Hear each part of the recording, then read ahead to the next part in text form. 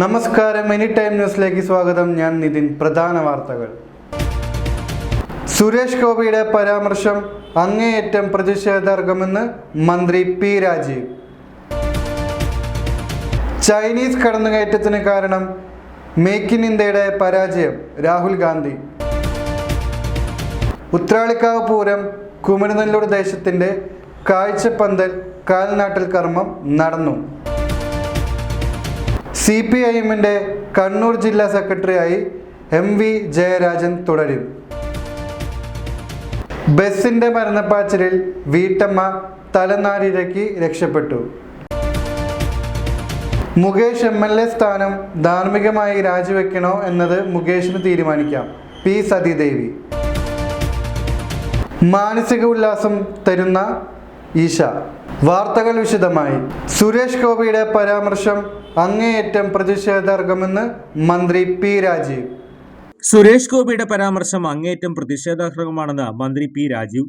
ഭരണഘടനാ വിരുദ്ധവും സത്യപ്രതിജ്ഞാ ലംഘനവുമാണ് സുരേഷ് ഗോപി നടത്തിയിരിക്കുന്നതെന്നും മന്ത്രി പറഞ്ഞു. അങ്ങേയറ്റം തെറ്റായ ഒരു സാധാരണ പൗരൻ പോലും പറയാൻ മടി കാണിക്കുന്ന പരാമർശമാണ് കേന്ദ്രമന്ത്രി നടത്തിയത്. കേരളത്തിന്റെ അഖിലേന്ത്യാ നേതൃത്വം ഏറ്റെടുക്കേണ്ട വിഷയത്തിലാണിതെന്നും കേരളത്തിന്റെ പ്രശ്നം മാത്രമല്ല ഇതെന്നും മന്ത്രി കൂട്ടിച്ചേർത്തു. മനുസ്മൃതിയുടെ മനസ്സാണ് കേന്ദ്രമന്ത്രിയിൽ നിന്നും പുറത്തു വന്നത്. ഇതിനെതിരെ മതനിരപേക്ഷ മനസ്സുള്ള എല്ലാ രാഷ്ട്രീയ പാർട്ടികളും പ്രതിഷേധിക്കണമെന്നും മന്ത്രി ആവശ്യപ്പെട്ടു. ബജറ്റിൽ കേന്ദ്രം കേരളത്തോട് പൂർണ്ണമായും അവഗണനയാണ് കാണിച്ചത്.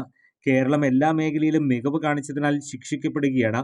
ഫെഡറലിസത്തിന്റെ കാഴ്ചപ്പാടിന് വിരുദ്ധമാണിതെന്നും മന്ത്രി ആരോപിച്ചു. BJP കേരളത്തെ അധിക്ഷേപിക്കുമ്പോൾ തന്നെ എല്ലാ മേഖലയിലും മുന്നിലാണെന്ന് കേന്ദ്രം സമ്മതിക്കുകയും ചെയ്യുന്നുണ്ട്. സാമ്പത്തിക സർവേയിൽ പോലും കേരളത്തെ അഭിനന്ദിക്കുന്നു. ഇടതുപക്ഷം പറയുന്നതാണ് ശരിയെന്ന് വ്യക്തമാക്കുന്നതാണ് സാമ്പത്തിക സർവേയെന്നും മന്ത്രി ചൂണ്ടിക്കാട്ടി. ചൈനീസ് കടന്നുകയറ്റത്തിന് കാരണം മേക്ക് ഇൻ ഇന്ത്യയുടെ പരാജയം രാഹുൽ ഗാന്ധി.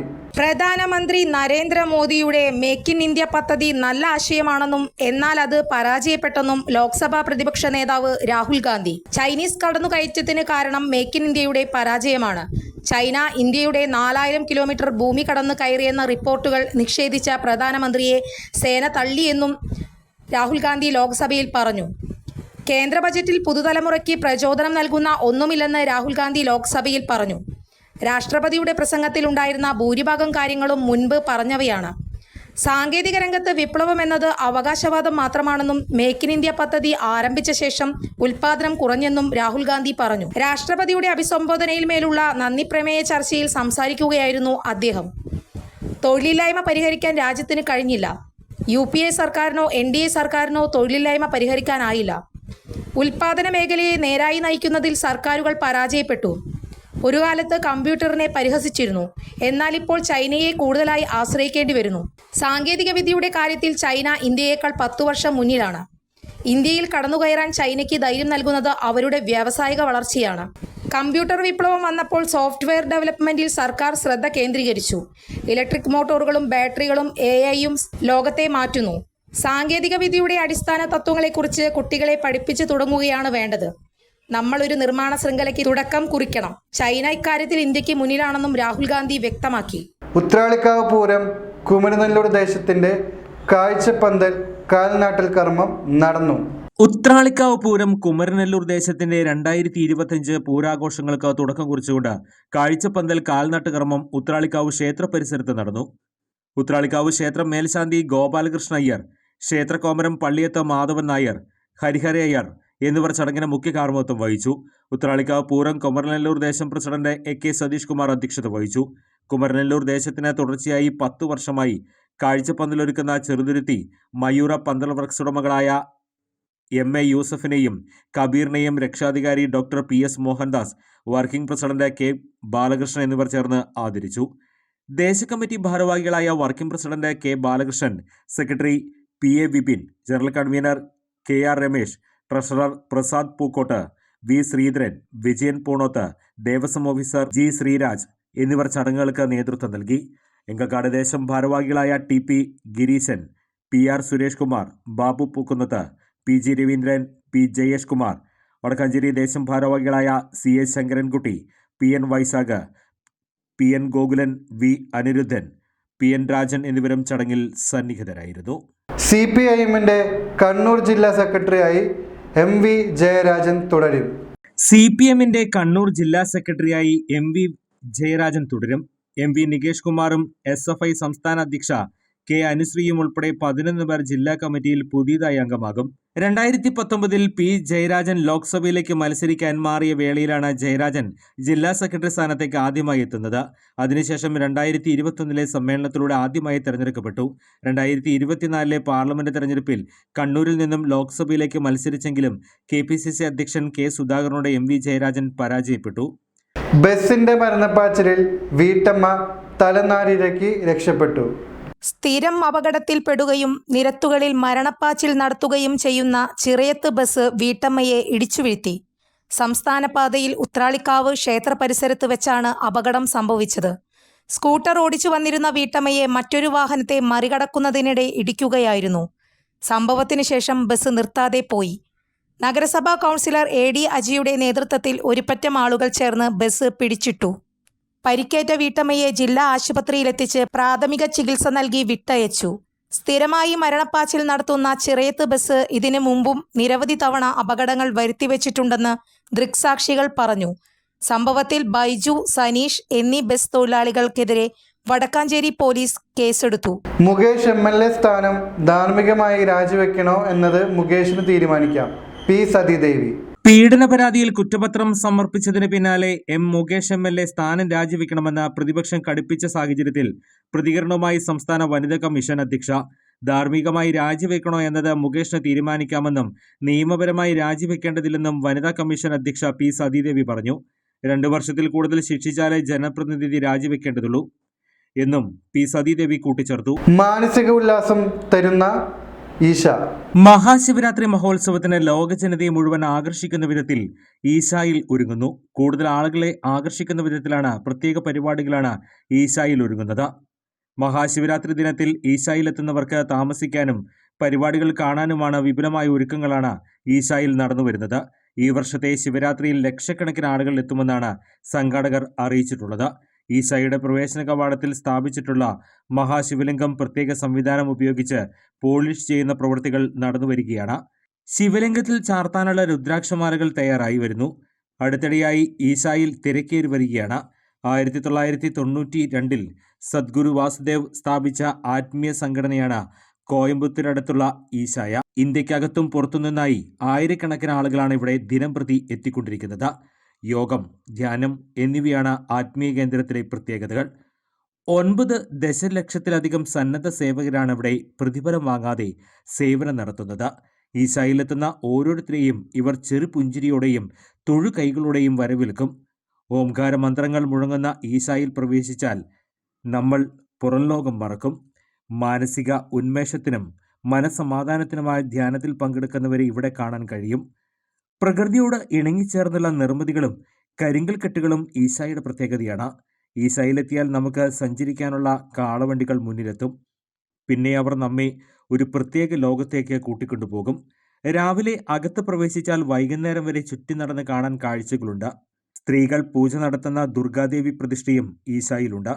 പ്രത്യേകം രൂപകൽപ്പന ചെയ്ത കുളത്തിൽ 3 ലോഹത്തിൽ നിർമ്മിച്ച ശിവലിംഗങ്ങളുണ്ട്. ശിവലിംഗം കെട്ടിപ്പിടിച്ച് സ്നാനം ചെയ്യാം.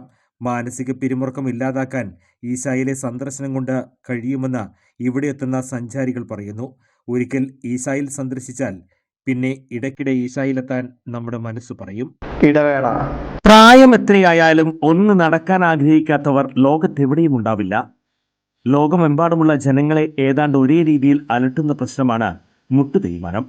45 കഴിഞ്ഞവർക്ക് മുട്ടുതേയ്മാനം കണ്ടുവരുന്നുണ്ട്. മുട്ടുതേയ്മാനം സംഭവിച്ചവർ മുട്ടുമടക്കാൻ പോലും കഴിയാതെ വീടിനുള്ളിൽ ഒതുങ്ങിക്കൂടേണ്ടി വരുന്ന അവസ്ഥയാകും. അത്തരം രോഗികളുടെ ജീവിതം തന്നെ മാറുന്ന വിധത്തിൽ നൂതന സാങ്കേതിക വിദ്യ ഉപയോഗിച്ചുള്ള ശസ്ത്രക്രിയ പ്രചാരം നേടിക്കഴിഞ്ഞു. കൃത്രിമ മുട്ട് മാറ്റിവെക്കുന്നതിനായി സാങ്കേതിക വിദ്യ സ്വന്തം പരീക്ഷണാടിസ്ഥാനത്തിൽ കണ്ടെത്തുകയും അതിൽ വിജയം കാണുകയും ചെയ്ത വ്യക്തിയാണ് ഡോക്ടർ പ്രേംകുമാർ. വടക്കാഞ്ചേരിയിലെ മാക്സ് കെയർ ഹോസ്പിറ്റലിലാണ് ഡോക്ടർ സർവീസ്. ഇവരുടെ ഈ സേവനം എന്നെ കേൾക്കുന്ന നിങ്ങൾക്ക് ആർക്കെങ്കിലും ആവശ്യമുണ്ടെങ്കിൽ ഡോക്ടറെ കോണ്ടാക്ട് ചെയ്യണം. അങ്ങനെ നിങ്ങളുടെ ബുദ്ധിമുട്ടുകൾ മാറ്റട്ടെ. ഞാൻ എൻ്റെ ജീവിതത്തിൽ എത്ര ചിന്തിക്കാറുള്ളൂ, ഞാൻ കാരണം ഒരു മനുഷ്യന്റെ ബുദ്ധിമുട്ടുകൾ മാറ്റാൻ പറ്റിയാൽ എല്ലാ ബുദ്ധിമുട്ടും അവരുടെ മാറ്റാൻ നമുക്ക് പറ്റില്ല. ഒരു ബുദ്ധിമുട്ടെങ്കിലും മാറ്റാലോ. രണ്ടെണ്ണം മാറ്റല്ലേ? രണ്ടല്ല, 2 ബുദ്ധിമുട്ട് മാറ്റാം കേട്ടാ. കാലിന്റെ മുട്ടിന്റെ ബുദ്ധിമുട്ട്, അത് നമ്മൾ മാറ്റി തരും. ചുരുക്കി പറഞ്ഞാൽ ഈ വടക്കാഞ്ചേരിക്കാരൻ ഡോക്ടർ പ്രേംകുമാറിന് മുന്നിൽ മുട്ടുമടക്കാത്തവർ ആരും ഉണ്ടാകില്ല. വാർത്തകൾ തുടരുന്നു.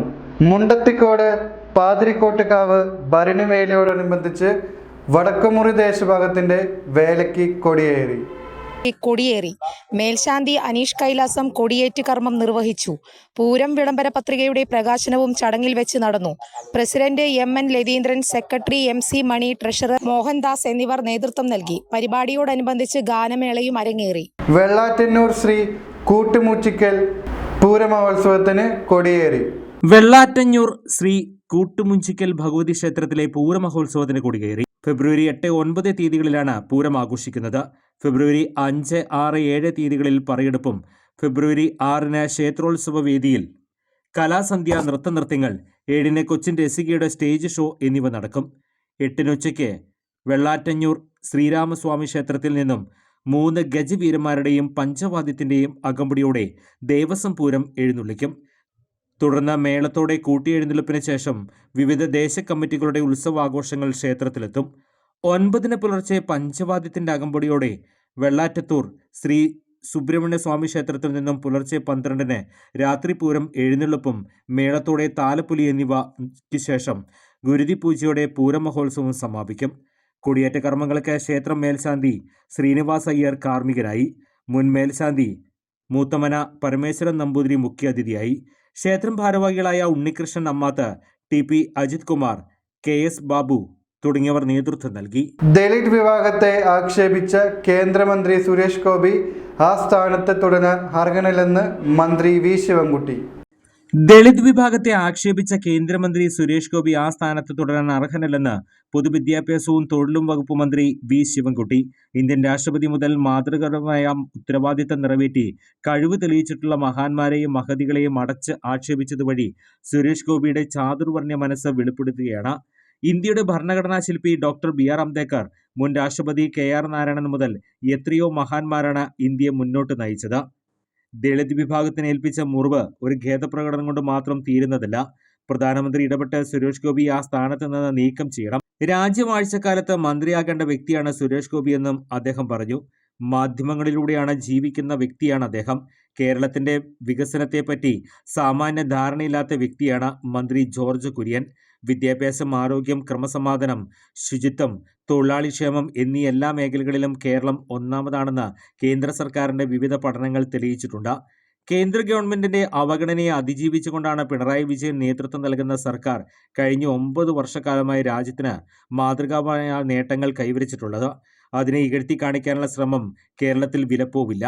കേന്ദ്ര ഫണ്ട് കേന്ദ്ര സഹമന്ത്രിയുടെ സ്വകാര്യ സ്വത്താണെന്ന ധാരണയിലാണ് കേന്ദ്ര ഫണ്ട് അനുവദിക്കണമെങ്കിൽ ചില നിബന്ധനകൾ അദ്ദേഹം പ്രഖ്യാപിച്ചിട്ടുള്ളത്. കേരളം എല്ലാ രംഗത്തും അവസാന റാങ്കിംഗ് എന്ന് പ്രഖ്യാപിച്ചാൽ കേന്ദ്ര ഗവൺമെന്റിന്റെ ഔദാര്യം ഫണ്ടിന്റെ കാര്യത്തിൽ ഉണ്ടാകുമെന്നാണ് അദ്ദേഹം പ്രഖ്യാപിച്ചിട്ടുള്ളത്. ഈ വർഷം അതിദരിദ്രർ ഇല്ലാത്ത സംസ്ഥാനമായി കേരളത്തെ മുഖ്യമന്ത്രി പ്രഖ്യാപിക്കാൻ പോവുകയാണ്. കോടിക്കണക്കിന് രൂപ BJP ഭരിക്കുന്ന സംസ്ഥാനങ്ങൾക്ക് കേന്ദ്രം നൽകിയിട്ട് പോലും വികസന കാര്യത്തിൽ കേരളത്തിനൊപ്പം എത്തുവാൻ കഴിയുന്നില്ല. കേന്ദ്ര സഹമന്ത്രിയുടെ നിലപാട് ഏറ്റവും പ്രതിഷേധാർഹമാണ്. അദ്ദേഹം അത് പിൻവലിച്ച് പരസ്യമായി മാപ്പ് അപേക്ഷിക്കുകയാണ് മാന്യമായ രീതി. കേരളത്തിന്റെ വികസന കാര്യത്തിൽ ഒരു ഇടപെടൽ പോലും നടത്താത്ത കേന്ദ്ര സഹമന്ത്രിയുടെ പ്രസ്താവന കേരള ജനത അവജ്ഞയോടുകൂടി കള്ളിക്കളയുമെന്നും മന്ത്രി V ശിവൻകുട്ടി വ്യക്തമാക്കി. പാലിയേറ്റീവ് ദിനാഘോഷങ്ങളുടെ ഭാഗമായി പാലിയേറ്റീവ് രോഗി ബന്ധുസംഗമം നടന്നു. പാലിയേറ്റീവ് ദിനാഘോഷങ്ങളുടെ ഭാഗമായി പാലിയേറ്റീവ് രോഗി ബന്ധു സംഗമവും പാലിയേറ്റീവ് രോഗികൾക്കുള്ള 65 ഭക്ഷ്യക്കിറ്റുകളുടെ വിതരണവും പുത്തൂർ പള്ളിഹാളിൽ നടന്നു. ചടങ്ങ് Ollukkara block panchayat president Ravi KR ഉദ്ഘാടനം ചെയ്തു.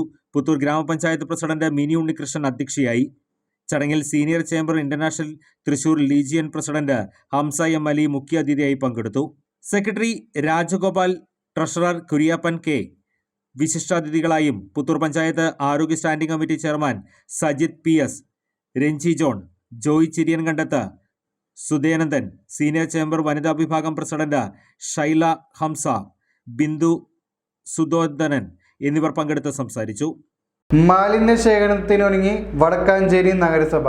വീടുകളിൽ കെട്ടിക്കിടക്കുന്ന ഉപയോഗശൂന്യമായ ഇലക്ട്രോണിക് മാലിന്യങ്ങൾ ഇനി ആർക്കും തലവേദനയാകില്ല. വീടുകളിലെ ഈ മാലിന്യത്തിന് പണം നൽകി ഹരിതകർമ്മസേന മുഖേന ശേഖരിച്ച് വിപ്ലവകരമായ മാറ്റത്തിന് തുടക്കം കുറിക്കുകയാണ് വടക്കാഞ്ചേരി നഗരസഭ. നഗരസഭയ്ക്കൊപ്പം എരുമപ്പെട്ടി, തെക്കുംകര പഞ്ചായത്തുകളും ചേർന്നാണ് കേരളത്തിൽ ഈ പൈലറ്റ് പദ്ധതിക്ക് നേതൃത്വം നൽകുന്നത്. പദ്ധതിയുടെ അനുഭവങ്ങളുടെ അടിസ്ഥാനത്തിൽ സംസ്ഥാനത്തൊട്ടാകെ സമഗ്ര വേസ്റ്റ് ശേഖരണ നയം സ്വീകരിക്കാൻ ഒരുങ്ങുകയാണ് സർക്കാർ. ഹരിതകർമ്മസേന ശേഖരിച്ച ഈ മാലിന്യങ്ങൾ ക്ലീൻ കേരള കമ്പനിക്ക് കൈമാറും.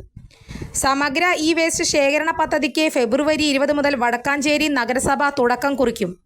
ഈ മാലിന്യങ്ങൾ കത്തിക്കുകയോ അംഗീകാരമില്ലാത്ത ഏജൻസികൾക്ക് നൽകുകയോ ചെയ്യുന്ന പ്രവണതയാണ് സാധാരണ കണ്ടുവരുന്നത്. ഈ പ്രവണത ഇല്ലാതാക്കി കൃത്യമായി ഈ മാലിന്യ സംസ്കരണം ചെയ്യുന്നതിനാണ് നഗരസഭ ലക്ഷ്യമിടുന്നത്.